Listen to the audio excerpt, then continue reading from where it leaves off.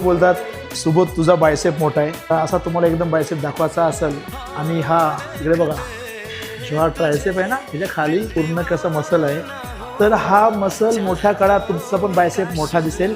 त्यासाठी 3 वर्कआउट सांगणार आहे एकदम परफेक्ट कसं मारायचं. सर्वात अगोदर ट्रायसेपसाठी तुम्हाला हा सेट मारायचे. मस्तपैकी आपल्याला पाहिजे तेवढा वेट लावायचा आहे, आपल्याला जाईल तेवढा हलका वेट एकदम, आणि इथे पकडून परफेक्ट याला खालच्या साईडला असं घेऊन वरच्या साईडला पुश करायचं. हे असे आपल्याला 3 सेट मारायच्यात.